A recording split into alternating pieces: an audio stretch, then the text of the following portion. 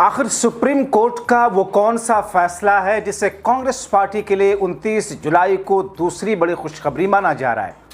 आखिर 2014 से पहले जिस नैरेटिव को बनाकर और जिस बुनियाद पर भारतीय जनता पार्टी की केंद्र की मोदी सरकार आई, वो पूरी की पूरी बुनियाद कैसे भरभरा करके सुप्रीम कोर्ट में धराशायी हो गई। तो क्या 2029 आते आते आम जनता के बीच में, जबकि जनजी छात्रों, युवाओं, किसानों और हर तरफ लोगों का आक्रोश इस सरकार के खिलाफ बढ़ रहा है, तो क्या it's a beginning of the end of Modi era? स्वागत है आप सभी का। आप देख रहे हैं द राजनीति का विशेष सेगमेंट खबर और विश्लेषण। मैं हूं जब्बार खान। दोस्तों, अब से थोड़ी देर पहले सुप्रीम कोर्ट से जो खबर आई उसने कांग्रेस पार्टी में एक जश्न का माहौल सा कर दिया। इससे पहले हमने आपको दिखाया कि कैसे लोकसभा के अंदर, लोकसभा और राज्यसभा में सत्ता पक्ष को बैकफुट पर जाना पड़ा। किस तरीके से राहुल गांधी ने जो कुछ कहा और उसके बाद इंडिया गठबंधन के नेताओं ने जिस अंदाज में केंद्र की सरकार को घेरा, उसमें अब देश के अंदर जो एक अलग सी भावना पैदा हुई कि साहब, वंदे मातरम का तो कभी विरोध करते थे, आज वंदे मातरम ही इनके लिए सब कुछ हो गया। उस बिल को पारित कराने के लिए सब कुछ कर रहे हैं, मगर जो जरूरी चीजें उससे कैसे मुंह मोड़ रहे हैं।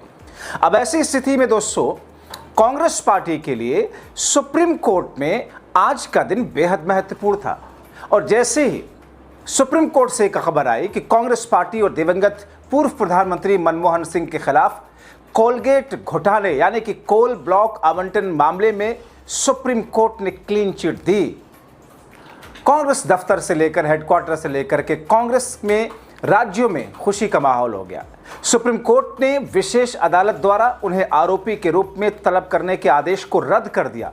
खुद मोदी शाह और पूरी भाजपा जो कांग्रेस और पूर्व प्रधानमंत्री मनमोहन सिंह पर कोयला घोटाले का ऐसा आरोप लगाकर कांग्रेस को देश में बदनाम कर, जनता को भ्रमित कर 2014 में सत्ता हासिल की, मगर अब 12 वर्षों से तो सीबीआई तो इन्हीं के अधीन में काम करती है।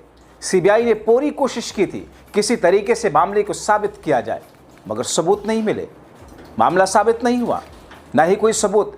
मजबूरन उसी सीबीआई को कोर्ट में क्लोजर रिपोर्ट दाखिल करके यह कहना पड़ा कि मिलॉर्ड, हमने छानबीन पूरी की, मगर मामला ठीक नहीं है, कोई सबूत नहीं है। दोस्तों, सीबीआई की ओर से दाखिल क्लोजर रिपोर्ट को सुप्रीम कोर्ट ने स्वीकार कर लिया और मामले में क्लीन चिट दे दी।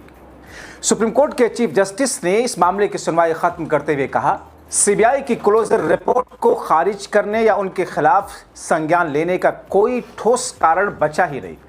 हमने पक्षों के वरिष्ठ वकीलों और कुशल मदद से सीबीआई द्वारा दाखिल दोनों क्लोजर रिपोर्ट को देखा।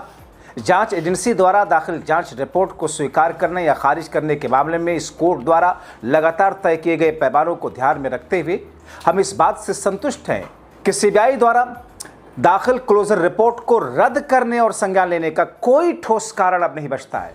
दोस्तों, ये कहते हुए सुप्रीम कोर्ट ने कांग्रेस पार्टी और पूर्व प्रधानमंत्री स्वर्गीय मनमोहन सिंह, उनके परिवार के लिए एक जश्न की सी तस्वीर दे दी।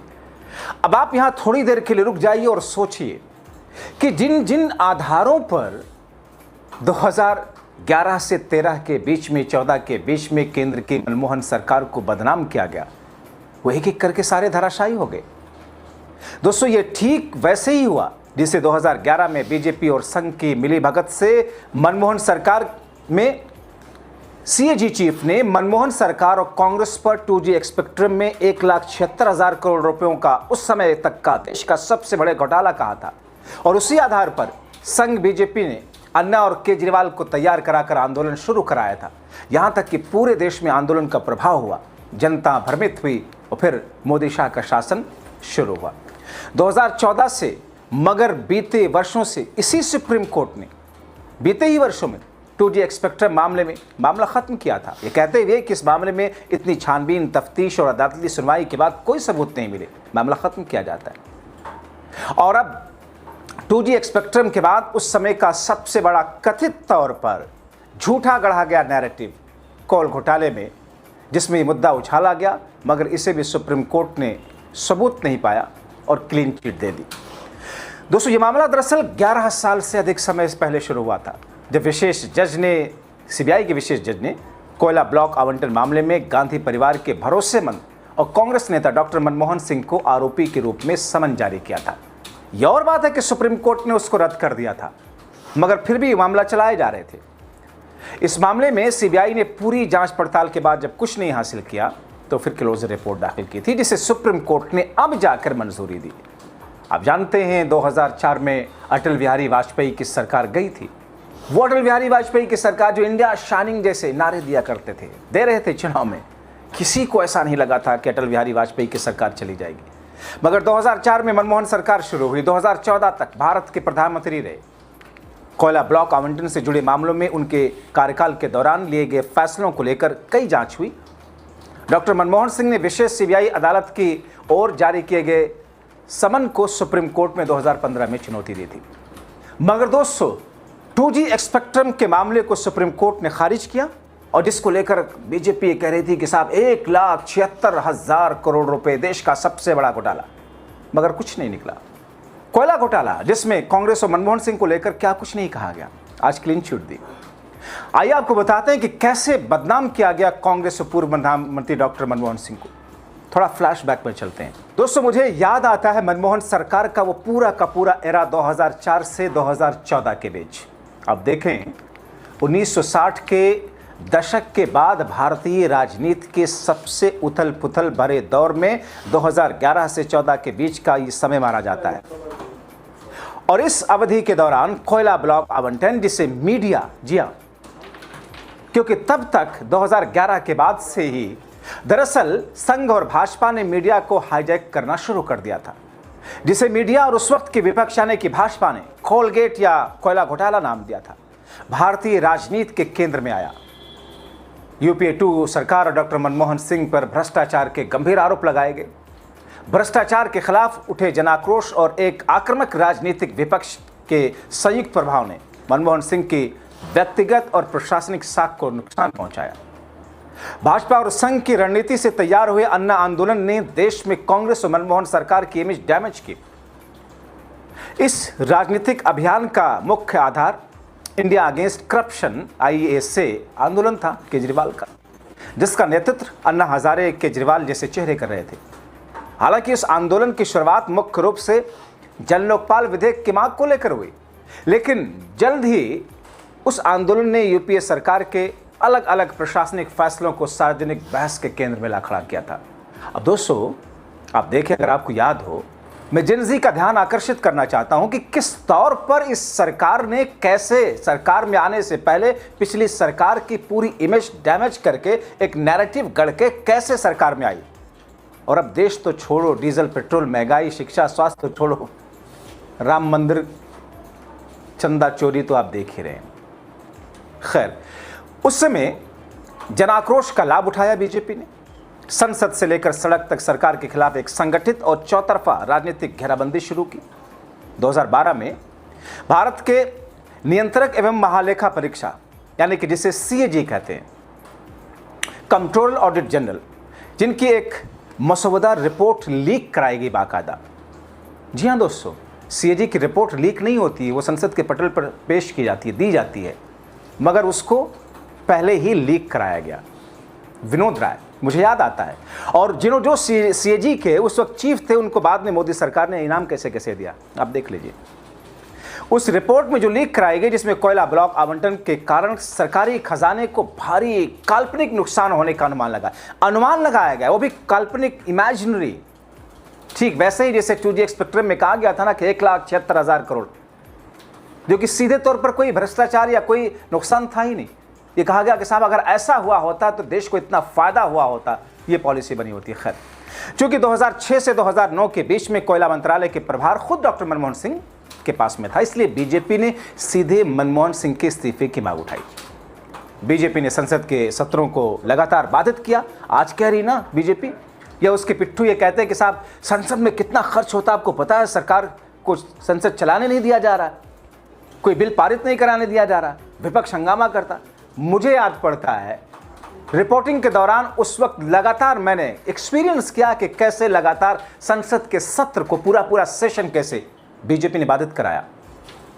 ऐसे ही एक FDI का मुद्दा था, जिस FDI को ये सरकार लेकर के आ गई, उसी FDI का विरोध कर रही थी उस वक्त सरकार, संसद चलने नहीं दिया था। खैर, उस वक्त यह तर्क दिया गया कि जब तक प्रधानमंत्री इस्तीफा नहीं दे देते तब तक कोई चर्चा संभव ही नहीं है। किस बात के लिए इस्तीफा मांग रहे थे? जिस बात को सुप्रीम कोर्ट ने खारिज कर दिया।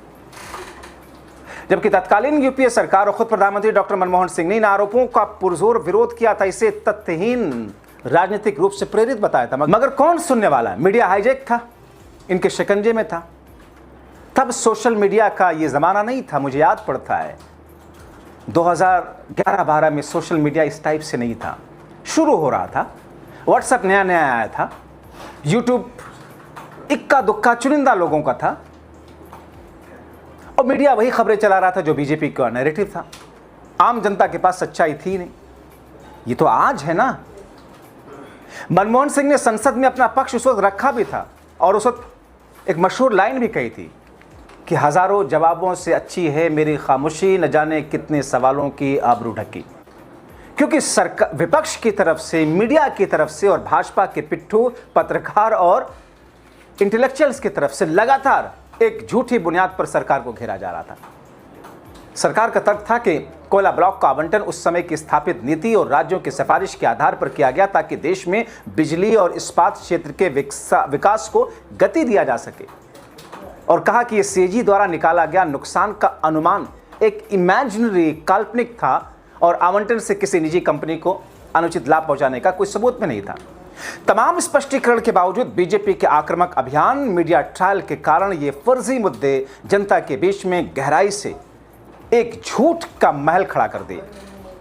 इसने न केवल डॉक्टर मनमोहन सिंह की छवि को एक निष्पक्ष और ईमानदार अर्थशास्त्री से बदलकर एक असहाय नेता के रूप में पेश किया। देखते हैं ना, मौन मोहन सिंह, यही मोदी कहते थे, पूरा भाजपा कहने लग गया। दोस्तों, रिसेशन इन्हीं के दौर में आया था पूरी दुनिया में। मनमोहन सिंह वो प्रधानमंत्री और इकोनॉमिस्ट थे जिसका असर उन्होंने भारत पर नहीं पड़ने दिया। मैं सोचता हूँ अगर आज के दौर में रिसेशन आया होता और हमारे महान प्रधानमंत्री, साइंटिस्ट, विद्वान प्रधानमंत्री के दौर में अगर आया होता तो क्या होता। खैर, मनमोहन सिंह को एक असहाय नेता के रूप में पेश किया जाने लगा। 2014 के आम चुनाव में राजनीतिक नैरेटिव को तय कर दिया था मीडिया ने, जिसका खामियाजा कांग्रेस और यूपीए गठबंधन को उठाना पड़ा। सुप्रीम कोर्ट में दिवंगत पूर्व प्रधानमंत्री की ओर से वरिष्ठ अधिवक्ता कपिल सिब्बल और डॉक्टर अभिषेक मनु सिंघवी ने अब जबकि ये क्लीन चिट मिली तो ये अदालत से भी कहा कि याचिका का निपटारा करते हुए पूर्व प्रधानमंत्री के खिलाफ की गई बेबुनियाद टिप्पणियों को भी पूरी तरीके से हटाने का आदेश दिया जाए। दोस्तों, सीबीआई द्वारा 2 बार क्लोजर रिपोर्ट दाखिल किए जाने के बावजूद विशेष अदालत ने पूर्व प्रधानमंत्री को समन जारी किया था। आप जान लीजिए, इतिहास याद रखेगा इसे। 1 अप्रैल 2015 को सुप्रीम कोर्ट ने ट्रायल कोर्ट द्वारा जारी समन पर रोक लगा दी थी, तभी जिसके बावजूद यह मामला लंबित चल रहा था, और अब सुप्रीम कोर्ट ने उस पर पूरी तरीके से क्लीन चिट दे दी।